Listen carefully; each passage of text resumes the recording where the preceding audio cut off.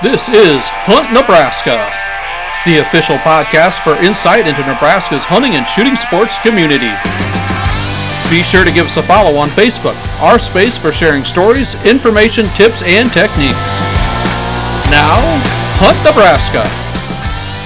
All right, welcome back. We are squeezing one more show in before the end of the year, folks. We appreciate you joining us here at Hunt Nebraska. Some new faces in the crowd. Obviously, you guys know Jeff, but we've got Julia Plugge in studio from She Goes Outdoors podcast. The Dutch Oven Diva. She goes outdoors. So thanks for being here. She's helping run the board, and as always, I'm Hershy.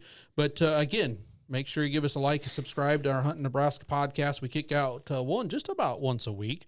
And we are here facing the final hours of 2021. In fact, if you don't already have it, folks, you need to get a hold of your copy of the Nebraska Land 2022 calendar. I've got one right here. You can see it if you're watching us on YouTube. If not, I'll describe it. Beautiful. All right. Absolutely beautiful. Now, have you guys noticed this? Inside, you start flipping the cover, and it starts telling you what's going on month by month in the great outdoors in Nebraska. April, pawpaw trees will be blooming in extreme southeastern Nebraska in the floodplains. February, while outside, look out for praying mantis egg cases called, and I'm not even going to be able to try to pronounce that, Ootheca. No one else? And I'm not going to argue with that. But a couple of pages of that, so you can see what's going on in our natural world. It's got some things on hunting there and as well, so check that out. But we got to start planning for 2021. Big time. No, review 2021. 2022. See, there's only a few days left to plan. Never too late.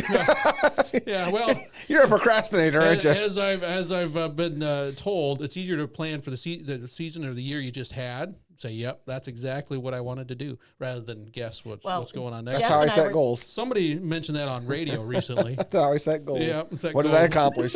That was goal one. Jeff and I were just talking about the Christmas gift shopping we have to finish up. Oh, my God. Oh, my God. So we need to wrap this up. We're still planning. Still going? You know, it's, yeah.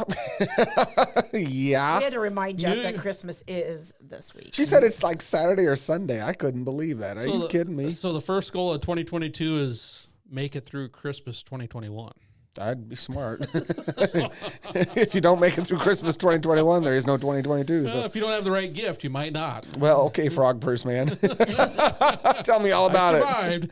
Tell me all about it. We figured out that, and folks, if you haven't seen it, you're going to have to check out our Thursday night show that Jeff and I do called Nebraska Outdoors on KFOR. You can find that online, kfornow.com, and you can download that for demand as well. But we talked about the ever famous toad purse that I got my wife. Now we were figuring it out, Jeff. Last night I had Coach Mark Stoley ask me, he asked me two questions. When did you get it?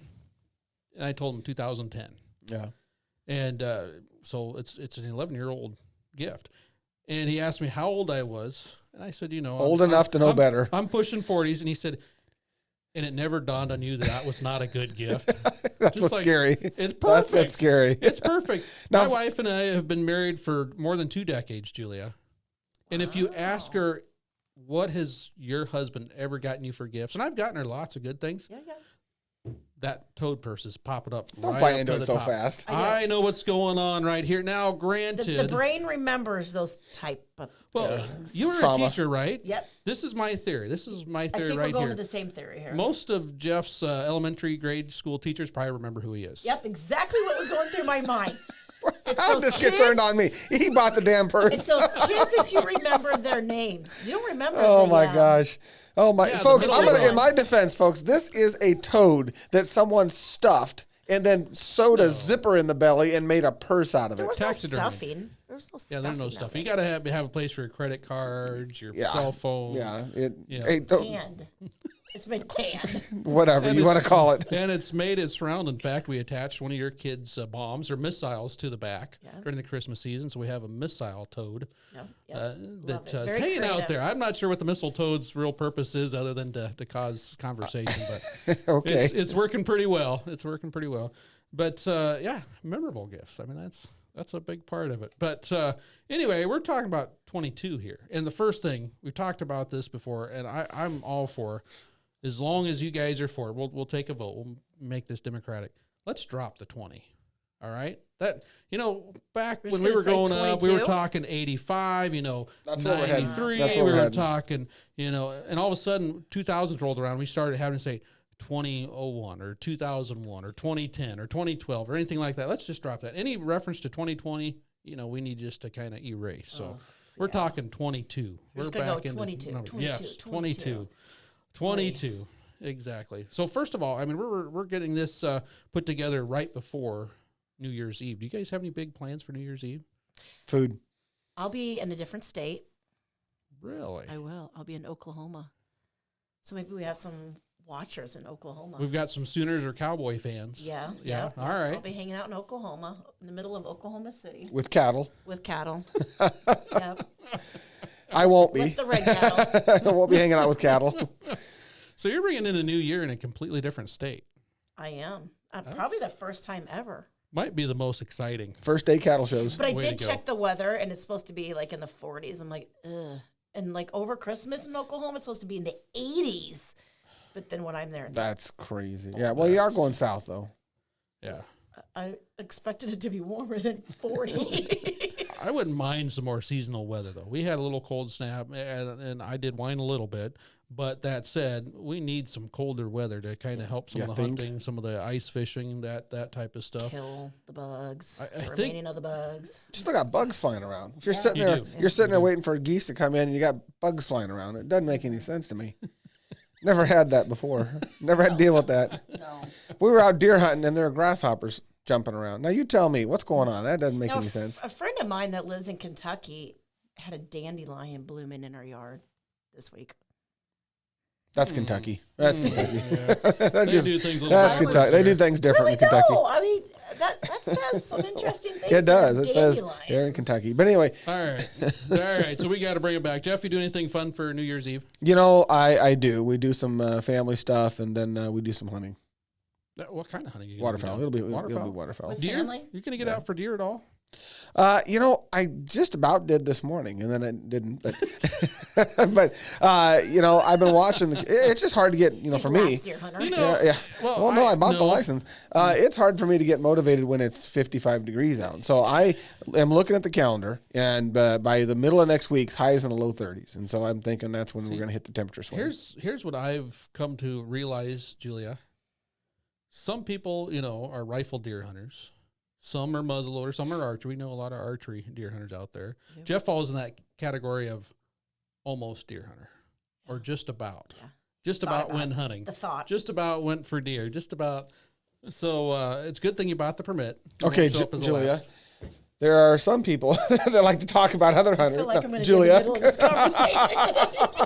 conversation. That's how we're going to do this. So anyway, bottom line is, I did go out muzzleloader deer hunting one time. Oh. So I've got that under the belt so far, but have not check that one off. Yeah, check that off, but have not. Usually by now the blind is out, the buddy heater's out in the blind. I've done some trimming of scrub and whatnot. I haven't done any of that. It's just been going out. Maybe that buddy heater that's bringing in the bugs. Well, yeah, I do notice that if you, especially in some of the tower blinds we use during rifle deer season, when you turn that buddy heater on, all of a sudden you got flies, you got hornets. Sometimes you got. I mean, they all warm up going. Oh, it's summer. Right now, you got to use the vent right on top. If you got one of those pop-up blinds, you're going to have to vent it a little bit. There's no doubt about it. But I'm still seeing some deer being harvested during the muzzleloader season. They're out there someplace. They just might not be congregated. I think that's one of the things that's always a challenge for us hunters is adapting to what the weather's doing, what the animals are doing, where they're finding their food, where they're finding their shelter, that type of stuff. So there's definitely an opportunity to be out there. I know I've been out a few times. I have not lit the muzzleloader fire yet, but we're getting closer, and I wouldn't mind some cold weather as well. But let's get into 22 then. Plans, outdoor plans, strategies for the new year. Because like we said, this is a great time of year to kind of look back at what was this past year and start planning for the new. And that's why I brought the calendar in here. We usually get together here on staff at Game and Parks and start going through our group and our outdoor skills team and going through the calendar and saying what's happening. So what are some of the things you got planned for this winter? What are some of the things you're going to want to knock out? Are you going to be able to make it out for the late January antlerless season? I don't know. We've got several conferences this year that we have to be at, and so that's going to take up more time than last year when we didn't have those conferences. And so my goal right now is our best flight for geese is always going to be in January when they're coming through here in thick groves. And so my goal is to make sure I have time when those geese are coming through and we have those, those limit days when we just birds coming in all day long, to be ready and be in the blind during those times. And so that'll probably take precedent over muzzleloader deer hunting. But there will be a time when no one's hunting and I probably, I'm just not going to come in. And so I'll just be in the, heading south and going deer hunting once in a while. So I'm sure I'll probably partake. Probably partake. Julia? Probably partake. I will probably partake in. I'm kind of excited that in the end of January, we're doing a Become an Outdoor Woman winter event, winter edition weekend at Ponca. I'm really excited there because they're going to be ice fishing and hopefully, if it cools off, and snowshoeing, hopefully, if it cools off. We're supposed to be doing the snows in the end of January. That'd be silly. I'm really excited because that will be my first time trying those things. So we got that event, and hopefully we can get some more ladies to register, but and then try those activities myself. But the warm weather has me a little nervous. Well, the Farmer's Almanac says January is going to be dry, dry, dry. Oh. I don't see it snowing a lot. I did also read on the Farmer's Almanac that if the sun shines through an apple tree on this given day, that it will be abundant of apples. So you can't argue with science like that. No. What day is that? I want to know now. Today. I got to plan my apple harvesting. What is today? I don't even know. December 22nd. I don't see it. I don't see that being what most scientists are going to. Well, who knows? I don't know. Farmer's Could Almanac be. is a lot. Maybe UNL will be like, "Oh, shine it through. We're gonna have apples, folks." We'll see. I don't think they're gonna use that as their science base. Now, you haven't gone ice fishing before? No. Oh, that's fun. See, It's here's different. my concern with ice fishing. We know my heights. My problem with heights. I don't know why, but when I start stepping on ice, This is our first Nebraska Outdoor podcast. With sound effects. Yeah, our Hunt Nebraska podcast with sound effects. This is pretty impressive. when I start Wait till we talk stepping- about the cattle show. We don't even know what the buttons do, but I'm impressed. when I start stepping on ice, my knees get a little jittery. You start So to feel like you're might fall on top through. of something, and there's Yeah. a lot to fall down below. so Yeah, there's- yep. But I'm excited. I want to try. I'm gonna It try is new fun, though. things. The adventure. Get over my fears this winter. No, that's good. It is. It's fun. It really is. 4 inches of good, solid, clear ice, which we've kind of gotten teased, haven't we? We got some cool downs. The water's cool enough that when we do get those cold nights, calm nights, it starts icing over. Hasn't in a lot of areas started building yet, but it will. That You will get there. come. 4 inches, clear ice. It'll get here. Who I mean, knows? my And this is where we Nebraskans get a little bit nervous when we get this nice warm weather in December because we're thinking, are we going to be ice fishing come Easter time? What are we going to be doing? It's going to be that late winter, but we get nervous about it. Be like my son. He 9 years old. He wants to try ice fishing this year. He's excited to go. So he found this bucket, the dog bucket that she drinks out of. The water is frozen in this bucket. So he seems to think because the water is frozen in this bucket, The pond it's safe to freezes go up. ice fishing. Oh, I see. Okay. Yeah. Hard to argue with logic. I mean, that's pretty good Yeah, logic that for a is. 12-year-old. That's pretty good logic. Yeah. That is really good. Unfortunately, 10-year-old. ice doesn't form the same. No, necessarily, We had to but- have a mass discussion and But volume and snow. This is where actually snow will hurt ice development. We don't I mean, need it's insulators. We Such don't a need good insulators. insulator that it really slows it down. I will never forget that one year we actually had record number of cold days where I was working in Iowa, but we got snow on top of it. And one of the things that the local Girl Scout groups, they'd have an outdoor winter day. And one of the fun things we started doing with them is getting them out on the lake. It was like about a 110-acre lake. And, drilling through the ice, talking about ice safety, showing them all that type of stuff. I think there were some years they actually were able to do some ice fishing, others that they did some other activities on there. But, I mean, we're talking late January when this was taking apart, and we had some record colds. We also had some record snows and that type of stuff. So we get this group. I got this group of young Girl Scouts out on the ice, and there's probably 40, 50 of them. Oh, my. And I get the old hand auger out, and the blades were just super sharp. So, I mean, it was just chewing up the ice just beautifully, just shaving it right down. And about 2 3/4 inches of ice, and it popped right through. And I'm thinking, abort. Yeah, Everybody move to the edge. We are going to start doing more ice activities over there on that snow-covered beach right there. We're headed over there. Now, You're not helping my comfort level. I'm guessing. Gave me the willies. We didn't have any cracking. We didn't have any splitting. Nobody got wet. But it was just kind of it just showed that ice doesn't form evenly, one. Well, and two, yeah, exactly. the snow slowed it down and kind of insulated, and where it's stopped. I mean, it started freezing, the snow fell, and it stopped. But it is impressive. But so you're a calm and cool, collective person. Did you just say, no fish, and move on? Yeah. We just kind of, it's like, well, one of the scout leaders, well, don't we need to measure it? We usually measure it. And just like, no, we're okay. I know exactly how deep it is. Not enough, but let's move on. and here we go. What'd you say, Hershy? Move. The one thing. What's he saying over there? Move slow. Spread out. They're all coming over to you to listen. Roll back to the shore. Well, I mean, and that goes to show you, though, when it comes to ice fishing, just how important it is checking. Having a spud bar and making sure you're checking ahead of you so that you know that, hey, this is not the spot, and be willing to back away and not take risks. When we say 4 inches, folks, it's not 3.5, it's 4 inches. 4 inches of clear ice, not frothy ice, not white foamy ice, but clear ice, and it always, 5, 6 inches is even better. I mean, then you really, you really rest your concerns. But 4 inches is the minimum, and doesn't form evenly everywhere.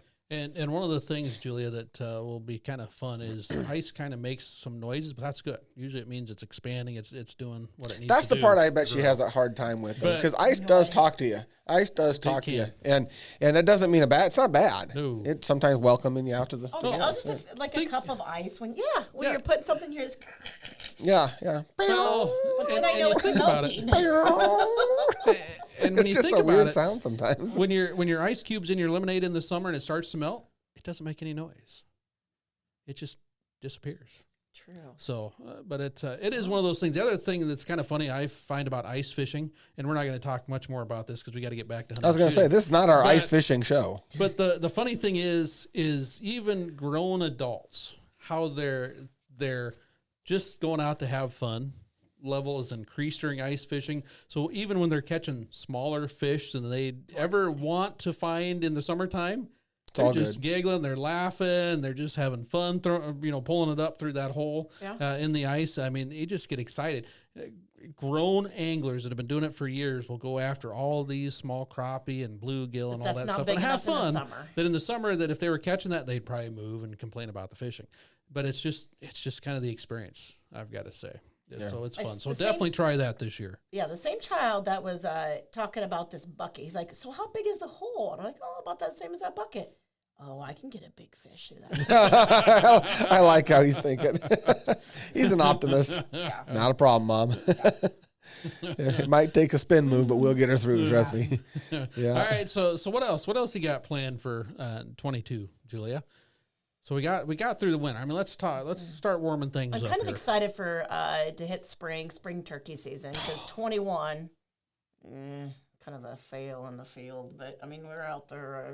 I didn't get out enough, and so 22, going to get out more, and hopefully get a turkey this year. She had a bad minter in 2021. I think that's part of the problem. She had a real bad. The whole spot was bad for everyone. It seemingly was. It seemingly was. Maybe it was that neighbor that was like peeking in the blind across the fence. That was weird. That was an awkward deal. Yeah, especially when they did deer hunting too.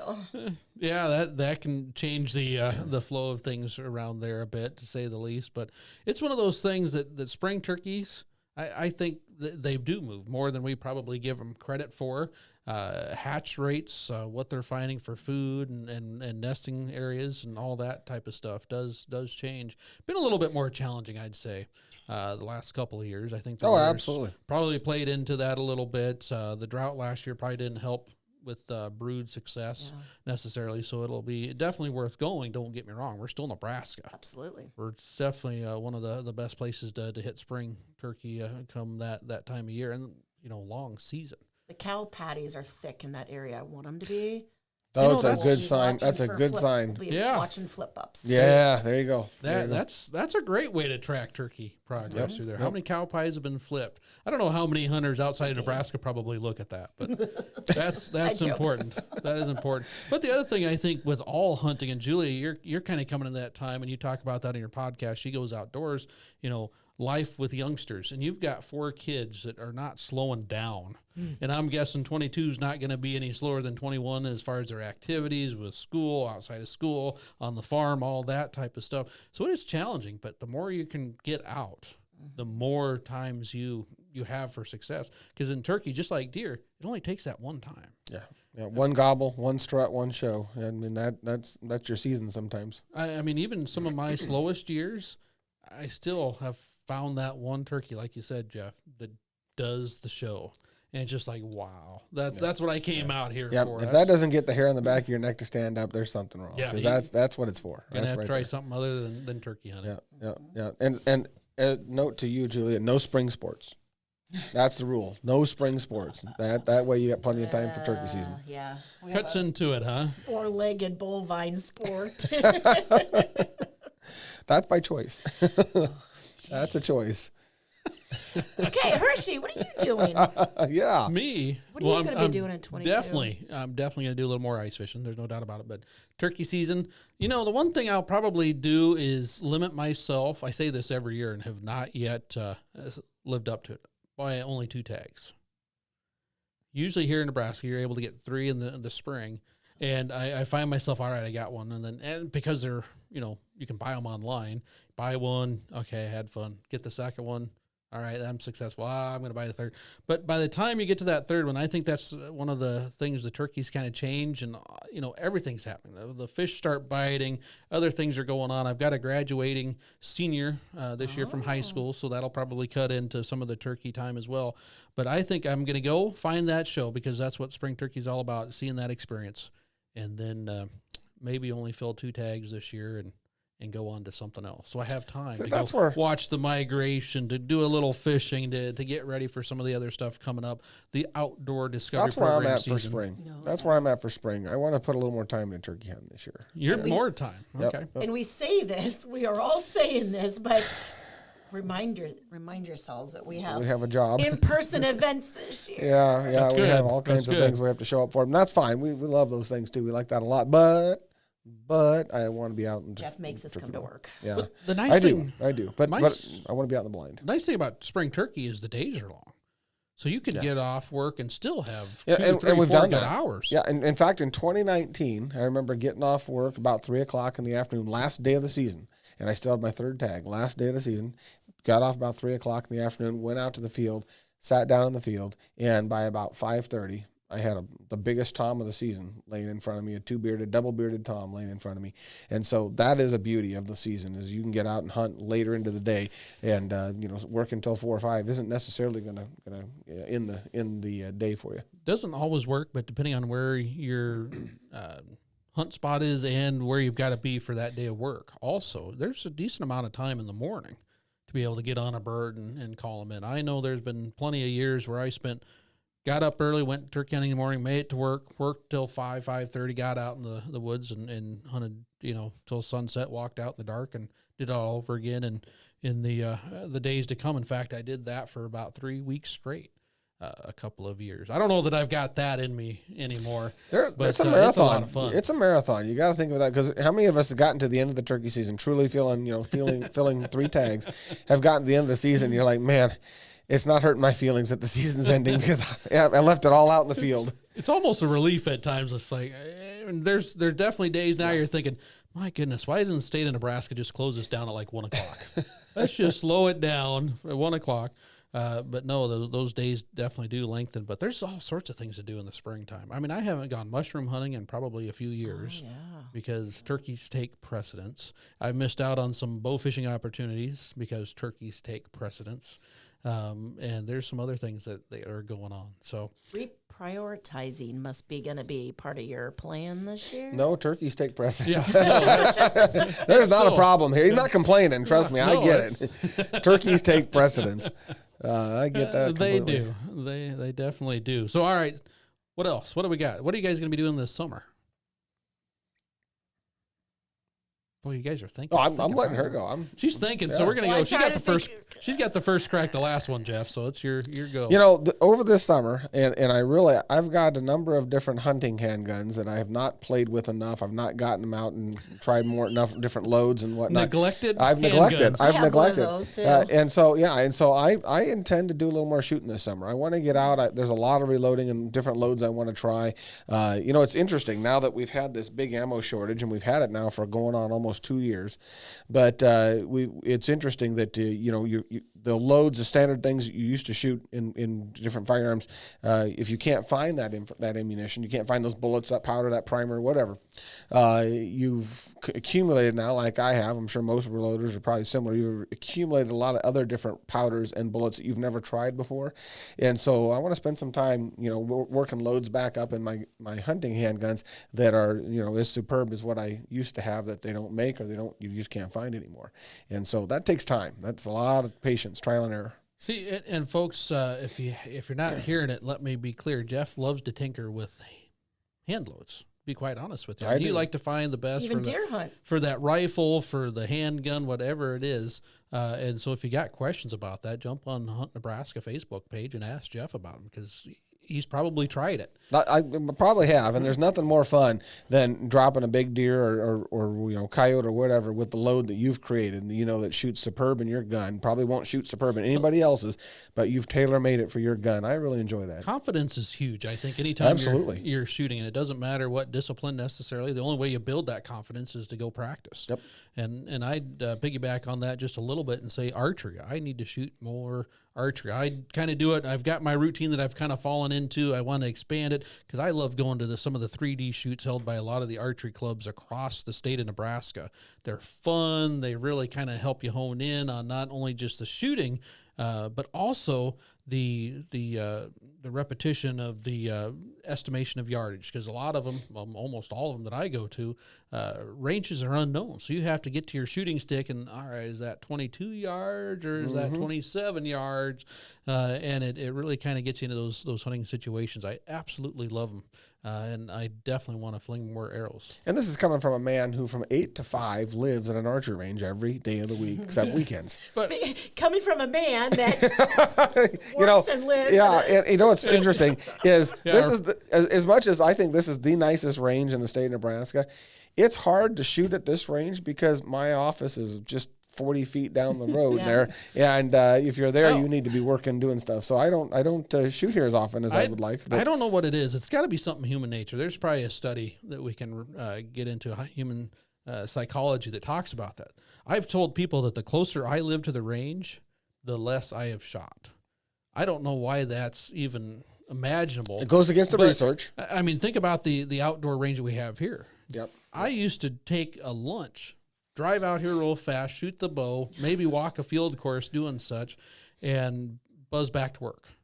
Now that we have this building here and this is where my office is, I've shot it, I've done it, but not near as much as I did it when we were office. We watch a lot of people 7 miles away. Same thing, to get to that archery range you're giving me crap about, you've got to pass the firearm range. Well, you've got one right in your town as of last year. You've got a new archery range right in the town of Milford, Nebraska, in the park. City Park. To get past that, and that's a beautiful one out there. Milford, it's top notch. South Park there in Milford, Nebraska. Folks, check it out. But I got to pass the Dairy Queen. And that there are those that don't like me passing the Dairy Queen that often. And, something about a tab. I guess you're not allowed just to say put it on my tab anymore once you get to a certain point. They stopped that at Dayton. That's called stealing. They if you did. say put it on my They tab did. and don't pay, that's called stealing, Hershey. In fact, I think it got so bad that now the Dairy Queen's actually a Mexican restaurant. Oh. So Happens. didn't bode well. Didn't bode well. Too many tabs. No, I'm just kidding. Thanks, Hershey. But it is one of those things. But yeah, I mean, it's just the act of shooting. I mean, we've also moved closer to the wonderful Lincoln Trap and Skeet Club. Been there for years, and I find myself burning less powder through the shotgun. So just you got to take advantage of what I resources blame are there. age. So The older we get. Age, the older we get. Harder to stand up. So those, I'm not sure I was going there, but let's explore that. Having trouble walks funny, standing talks up. funny, falls asleep at his desk. So He takes a nap. over Julia lunch needs to now. work on balance in 22. I'm I hearing. do. This is 40-year-old age hits me now. You're not My God. falling over. I mean, we've never watched you just take a dive. I mean, that's not the issue. I'm going to watch closer now. But if it happens, It's like, Julia's out of her office. All right. there she goes. She's still upright. That's just wrong. But anyway, bottom line, I think we all could agree we need to spend more time doing. I mean, none of us talked about working more. None of us talked about, mowing the yard more. We all talked about spending more time doing the things we really like to do, our passions and our hobbies. Yep. Well, for you, you mentioned farming. That's not a hobby for you, but for us, It's a hobby. you went past the hobby stage about 10 years ago, Julia. I'm gonna pull the flag on that one. I do want to try camping though this summer. I think you should. Try. Take the kids. Try taking all 4 kids. Do more in camping. a tent camping. I think you should. Well, you've got an incredible place to camp. Yeah, we can do it even right in our pasture. You could just a mow one-night- it out a little bit. Yeah, just a one night. Put a fire pit in. Yeah. Little fire ring, and We've that'd be your talked spot. about it. We've talked about it, and then life happens, and we just don't get there. Yep. Same thing with the rest of us. Well, you tell JJ, I will help him build the fire pit. We'll get that spot designated. Okay. Because you need a fire pit. Once you have the fire pit, I think you'll camp. Yeah. Oh, yeah. I think that's a no-brainer. I think that mental there of taking all 4 kids and putting them in the tent. I might just put them all 4 in the tent with their father and then go back home. I know it sounds like a nightmare now, but when you're doing it, it'll be fun. You'll have a good time. Okay. No question. They'll You get the enjoy it. campfire going. They're all having a hot dog and a s'more. You'll have a blast. It will. It will. You can invite Uncle Jeff. He can help to flex some of that fun. Uncle Jeff Right will just there. pull out his cigar and start Everybody telling needs stories. an Uncle Jeff. Yeah, that's the truth. Oh, boy. But I do think you kind of allude to something, Julie, about getting ready and planning, and same with what we were talking about with shooting more, is sometimes if you help kind of declutter your life, get the things out of the way. I think I was talking to someone recently about, I didn't go ice fishing at all last year, even though about 2 years ago at the end of the season, we bought a new ice shelter that, part of a sled slides across the ice easy, keeps everything together. You flip it over top, you can stay warm. You just have a little bit more time. It is really cool. But last year, the ice, again, didn't form really early. And so every day and week that went by that I didn't go ice fishing, it just seemed like it was further and further in the depths of the garage and took more time and was more work than I was willing to invest in getting it out and getting it ready. So while people were catching fish through the ice here in Nebraska, I was just like, no, just not going to happen. Nope, too much work, all that type of stuff. I think camping's probably the same way. It's one of those things that the more simple you can make it, the more you're ready for it by just getting rid of that extra clutter in your way, including the job, Jeff, it just kind of slows you down. Well, I mean, thinking just unbury at least just the tent, pop it up in the backyard, and start the experience there. Well, you've One got a night, perfect spot there. And then once they get used to that experience, you realize, oh, the tent has this many holes in it that we need to fix. We'll mend them and then go out to an actual camp. Do a dry run before you get to the Right, wilderness. a dry Yeah, run. that's always a smart Practice move. run. And I'd say that getting organized is kind of what's probably preventing us from flinging more arrows, burning more powder here, is just we think about, oh, let's do that. Oh, no, I got to go do this. I don't have that. We come up with some pretty good excuses at times. Yeah, we pretty really much do. We pretty much do. To keep us out. So right there, less excuses, more Oh, yeah. I like more that. action this Sounds year. like you just need a bigger garage. If you had a bigger 22. garage, you'd do more of this stuff. So I'd love to. I've tried to expand into the church parking lot from how's that on the working north out? side. They built a fence. I don't understand it, but they built a fence. Nice fence. nice fence, but no, that's one of those things. Well, you mentioned getting stuff, Jeff. What's on the to-do list as far as, all right, I did this last hunting season. I need one of those to buy or to build or whatever. There's very few things I need. I'm going to be totally honest with you. Okay. Aside from, as we all do, more ammunition, more reloading components, there's very few things I need. I don't guns. No, I don't, always buy another gun. I mean, there's a list, there's a list about 50 deep of priorities, but it's kind of like need. I'm to the want stage. I have to say I'm to the want stage, not the need stage. But I think if you're a handgun shooter, a handgun hunter, Jeff, it's a tool. You need tools. You can't expect a carpenter just to show up with a hammer and a nail. Not work miracles. No. Yeah, exactly. So yeah. So there is a list. Well, there's a list. Yeah. I need more barrels for one of my contender pistols. I'm always what need caliber? More barrels. I want to go. I've got the big game barrels covered, but those long range big game barrels that are the zippers that get out there and just speed demons. I don't have enough of those, and so I think that that's probably on the list now. Something that's in that 26 to 2800 feet per second range and about a 120, 130 grain bullet. That 200 to 300 yards. Capability. That's probably where I'm lacking right now, and so that's probably where I'm going to invest in the old battery this year. Aside from that, I don't have much for needs. I do want to get a lightweight semi-automatic 20 gauge shotgun. That's on the list, only because the only 20 gauge. My 20 gauge is my favorite of all, and I've got one in an over-under. Well, I do have a single shot too, but I don't use that very often. But an over-under, and I really do want a lightweight semi-automatic for doves and that kind of thing. So I could see investing in one of those pretty easily this year.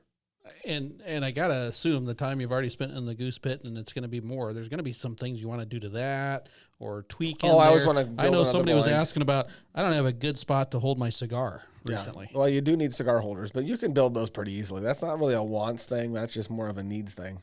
So semantics, Julia.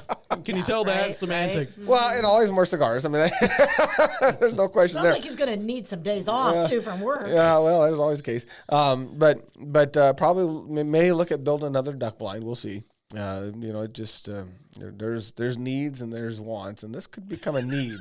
This could become a need pretty fast. If I have to move the current blind off the water to land, I think we'll be looking at building another one next year. And not to start an argument as far as wants and needs, Jeff, but I definitely think that, since this is our hobby, our passion, our obsession, I think wants and needs kind of get thrown out the door because, this defines us. And there might be some other people that say, you really don't need to go to fill in the blank, the goose pit, the deer woods, the turkey, 6 more times, in the next 4 days. But we do. Yeah. But we do. So some of those wants are actually needs because, boy, we're hunters. We got to be defined by that. You need your therapy, right? That's right. We need you to have your therapy. Amen. I see where this is going. How has this become a we versus you throughout the entire conversation so far? This is an interesting turn of events. But we're helping you. Yeah. I'm helping you. Aren't you getting this? Yeah, but I do. I mean, everybody needs a way to charge the battery. You go play with cattle and brush their hair and shampoo them and whatnot. I need to be out in the field. I need to be outdoors. Everybody needs to charge the battery. And as such, you need things that help you get you out there more. Yep. Therapy. Something like that. Yeah. Cheap therapy. Cheap therapy. Yeah. All right, we're going to have to wrap this up. We wanted to keep this a short show, but we're already kind of past the short. You got the 3 talkers in the group. And I've how's this going to go? I've already got the idea for the next podcast topic. It'll be an intervention for Jeff. Oh. So he's feeling picked on here. So I wasn't. Record that right away. I wasn't until you just said that. We're gonna record this one right away. Oh boy. Yeah, we'll bring the rest of the folks out in the halls. You can paint the narrative however you want, Hershey. We're gonna go eat lunch because we're all getting hangry, and then we'll come back and record. No, we're not angry. We're hangry. Hungry, but not angry. Okay. We're fine. Wow. Can we end this? Folks, thanks for tuning in. Any last words? And we'll give it, we'll start with Jeff and then we'll give you, because you're kind of our guest. I mean, this folks right here, you got to check out the She Goes Outdoors podcast. And we're hoping that by doing this, the cross pollination thing here, that bringing you in here will mean we get more people listening to us.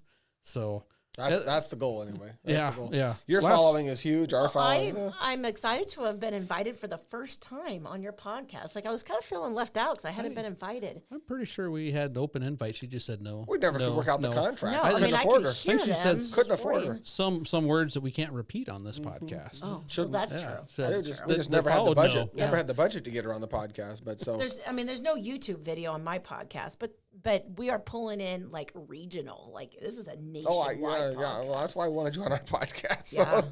Yeah. So yes, I would like to defer my closing discussion to the lady hunter from Nebraska.